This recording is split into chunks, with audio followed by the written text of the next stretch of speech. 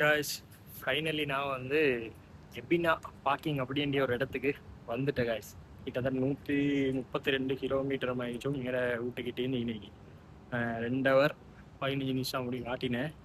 இப்போ வந்து சேர்ந்துட்டு ஃபர்ஸ்ட் பிரேக் இப்போ தான் எடுத்திக்கு. நாங்கள் வந்து இன்னும் 300 கிலோமீட்டர் ரீச் காய்ஸ் போயிட்டு செய்கிறதுக்கு. பரவாயில்ல, புதிய எக்ஸ்பீரியன்ஸ், சும்மா ஜாய் ஆயிடுச்சு காய்ஸ். ஹைவேல வாரண்டியை வந்து ஆற கஷ்டம், நினச்சி கூட பார்க்க இல்லாத அளவுக்கு கஷ்டம் காய்ஸ். பைக்கில் வாரண்டியை வந்து அந்த பெரிய ட்ரக்கு அது என்கிட்ட வார டைமுக்கு பைக் சும்மா அப்படியே வீசுண்டியே காய்ஸ். அப்படி கஷ்டம் ஓட்டிக்கணும் வாரது. இன்னும் ஃபுல்லாக பைக் தானே அப்படியே, அதனால் எல்லாமே வாகனமுங்க பார்க்கிங்.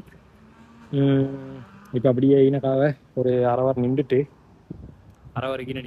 பைக்கை மூவ் பண்ணி ஸ்டார்ட் எல்லாம் ரெஸ்டாரண்ட் கொடுத்துட்டு அப்படியே மரஹாயி நின்று ஸ்டார்ட் பண்ணி போத்தா உள்ள காய்ஸ். அப்படியே நாங்கள் அடுத்தடுத்து அப்படியே வீடியோ ஒவ்வொன்றா வாரண்டோ எங்கள் அக்கௌண்ட்டை ஃபாலோ பண்ணிக்கோங்க காய்ஸ். அப்படியே பைக் எடுத்துக்கோங்க, இனிந்து வெளியே வந்துட்டேன். இப்போ அப்படியே நாங்கள் போகிறது ஆயிடுச்சு. அடுத்த இன்னும் 100-120 கிலோமீட்டர் ஈச்சி அடுத்த ஸ்டாப்புக்கு ஈச்சி. இந்த மாதிரி பெரிய ட்ரக் போச்சு இல்லைக்கு காற்றுக்கு வீசுண்டிய காய்ஸ் பைக் சுட்டி ஒரு 80-90 அந்த மாதிரி தான் ஃபஸ்ட்டுக்கு மெயின்டைன் பண்ணிச்சு. இந்த மாதிரி பெரிய பூசல்லைக்கு அப்படியே தள்ளிய பைக்கை ஃபஸ்ட் டைமுங்கானே சுட்டி கொஞ்சம் முதல்ல ஒரு 80-90 மாதிரி தான் பெய்த்து கொணிச்சு.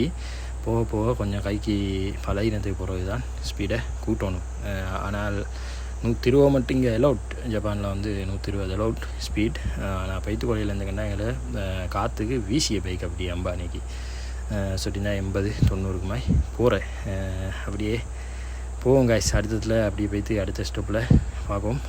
இதோட நான் இந்த வீடியோவை என் பண்ணிக்கொள்ளியேன். இந்த மாதிரி வீடியோவில் சந்தித்தோம். அதுவரைக்கும் அஸ்ஸலாமு அலைக்கும் வரஹ்மத்துல்லாஹி வபரகாத்துஹு.